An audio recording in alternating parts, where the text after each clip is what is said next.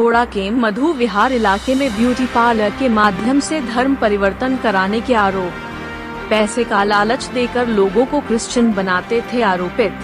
हिंदू संगठनों की शिकायत पर मौके से पार्लर संचालिका और पादरी को पुलिस ने किया गिरफ्तार।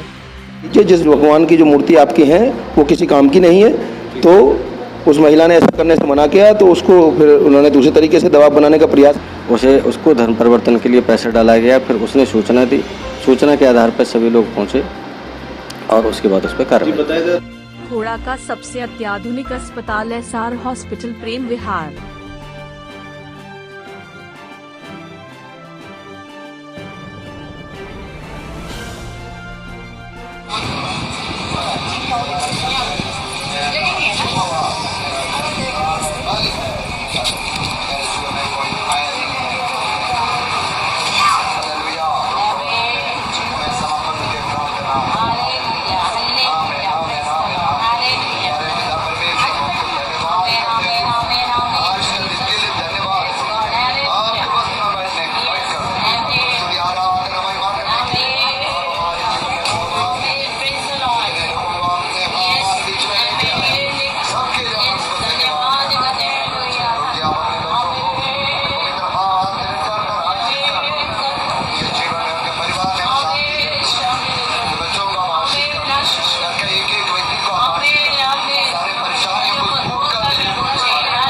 नमस्कार, मैं हूं मुनेंद्र शर्मा और आप देख रहे हैं खोड़ा लाइव न्यूज। खोड़ा के मधु विहार में आज एक कन्वर्जन का मामला आया है, जहां पर एक ब्यूटी पार्लर चलाने के बहाने मासूम लोगों का बुला करके कन्वर्जन किया जाता था। आपको बता दें कि ये पूरा मामला खोड़ा के मधु विहार इलाके का है, जहां पर एक ब्यूटी पार्लर के मार्फत वहां की आसपास की महिलाओं को बुला करके बाकायदा पादरी से उनका कन्वर्जन कराया जाता था, और पादरी को भी और जो महिला है जो इस कन्वर्जन को कराती थी उसको भी यहाँ पर अभी कस्टडी में रखा हुआ है। तो पूरी बातचीत हम यहाँ के जो हिंदू संगठन के लोग हैं उनसे ही बातचीत करेंगे और क्या मामला है पूरे जानने की कोशिश करेंगे। बेसिकली एक धर्मांतरण का मामला था। अभी आज पता चला शाम को 8 बजे कि कुछ जो है क्रिश्चियन लोग, एक पादरी और उसके संग में एक और कोई महिला सिस्टर थी, वो जो है वहाँ पे कोई बबीता नाम की एक महिला है, वो वहाँ ब्यूटी पार्लर चलाती है। उस ब्यूटी पार्लर में ही ये सारा कार्यक्रम चल रहा था और उसमें 5-6 महिलाएं और भी थीं, कुछ पुरुष थे, और जो वहाँ पे जो है उनसे प्रेयर कराई जा रही थी ब्यूटी पार्लर में। हमको पता चला कि कुछ हमारे संगठन के लोगों को कि ऐसे ऐसे वहाँ पे धर्म परिवर्तन कराया जा रहा है। सूचना के आधार पर जिस महिला को बुलाया था वो हमारी परिचित थी, तो उसके पास बुलाया उसको धर्म परिवर्तन के लिए पैसा डाला गया, फिर उसने सूचना दी। सूचना के आधार पर सभी लोग पहुंचे और उसके बाद उस पर कार्रवाई। बताया जा रहा है कि ये जो पार्लर है ये सिर्फ स्पेशली आसपास की लेडीज़ों को कन्वर्ट करने के लिए खोला गया है, जी ऐसा बताया। आसपास में सारे लोग यही कह रहे हैं कि उस महिला का यही काम है कि वो वहाँ आसपास के लोगों को बहकाती है और फिर वहाँ पे अपने प्रेयर कराती है, और प्रेयर करा के फिर उसके बाद में उनको कन्वर्ट कराती है। तो सब कुछ डिमांड भी बताइए इन्होंने कि इतने मिलेंगे आपको अगर आप ईसाई बनते हो। ये कई महिलाओं को, बहुत गरीब लोगों को ये लोग पकड़ते हैं, और कई महिलाओं से ये सूचना हमको प्राप्त हुई है कि वो उनको पैसे का लालच दिया गया है। पैसे का लालच दिया गया, तो क्या कार्रवाई करा रहे हैं?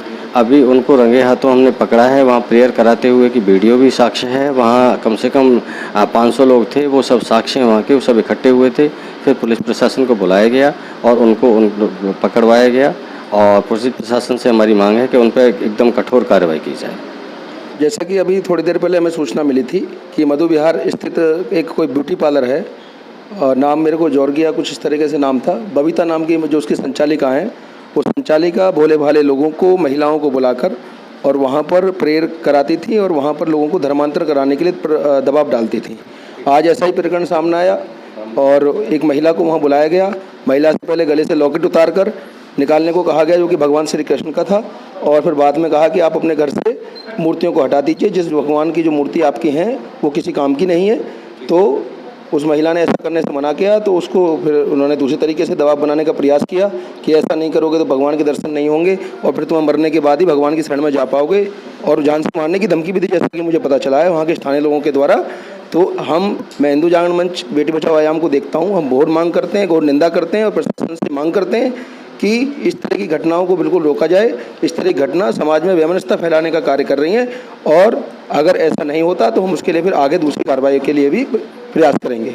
जी, बताया जा रहा है कि ब्यूटी पार्लर के बहाने लेडीज़ों को वहाँ बुलाया जाता था और बाकायदा पूरा उनको बेसिकली लोभ लालच दे करके कन्वर्ट करने की कोशिश की जाती रही है। तो वहाँ पे एक पादरी भी मिला है जो पादरी उस समय वहाँ पे प्रेयर करा रहा था।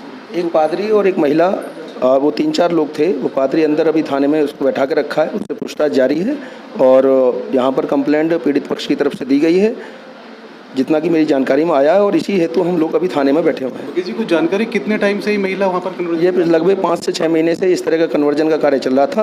ये सीधे साधे गरीब, मजदूर और पीड़ित वंचित लोगों को टारगेट कर उनका धर्म परिवर्तन के लिए दबाव बना रहे थे। कुछ जानकारी है कि कितना प्रलोभन ये लोग दिया करते थे? मेरे को जैसे कि जानकारी मिली है कि 2.5 से 3 लाख रुपए का इस तरह का कार्य वहाँ चलता था।